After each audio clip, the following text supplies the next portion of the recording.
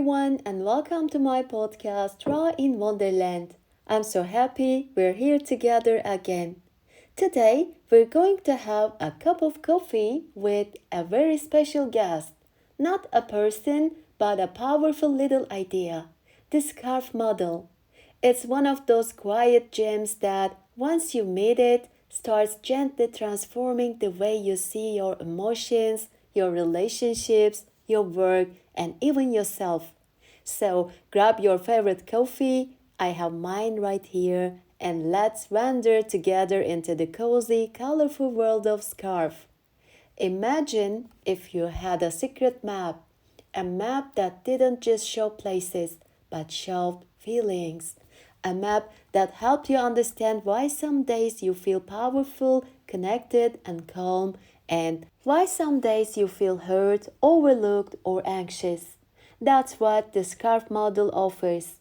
It was created by David Rock, and it's used in leadership, coaching, therapy, and personal growth spaces because it taps into something incredibly human. We all have invisible needs that are constantly influencing our emotions and behaviors. SCARF is an acronym for five basic social needs: status, certainty, autonomy, relatedness, fairness. We can summarize them, each of them, with a question. Status: am I respected and valued? Certainty: can I predict what's coming? Autonomy: do I have control and choice? Relatedness: do I feel connected to others? Fairness: am I treated justly? Once you know these five needs, you start seeing them everywhere, like a secret language written between the lines of daily life. Alright, now that we have this beautiful map, how do we actually use it? Let's first start with ourselves, because Scarf isn't just about understanding others, it's about understanding you too. Whenever you feel unexpectedly stressed, hurt, or annoyed, you can gently pause and ask, which scarf need might be triggered right now? Maybe you are frustrated after a confusing email from your boss.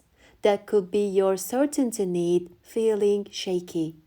Maybe you feel unseen in a group conversation. That could be your status or relatedness need whispering for attention. Simply noticing which need is speaking softens the inner noise. It's creating space between reaction and response. And in that space, there is so much power. Now, let's step into the office, where Scarf quietly dances through every meeting, email, and coffee break. Work isn't just about tasks and deadlines. It's about people, and people carry scarf needs with them like invisible backpacks. Let's look at each need closer. Status: everyone wants to feel respected. A simple thank you for your insights can lift someone's energy for the entire day. Ignoring contributions, even without meaning to, can deeply wound. Certainty: ambiguity feels like emotional quicksand. Sharing clear expectations, deadlines, or even acknowledging when things are uncertain, like we don't have all the answers yet, but here is what we know. And these all can calm the waters. Autonomy: micromanagement shrinks the soul. Offering small choices, like letting someone pick how they organize their project, nurtures trust and ownership. Relatedness: belonging isn't optional, it's oxygen. Invite collaboration, check in genuinely, create tiny rituals of togetherness.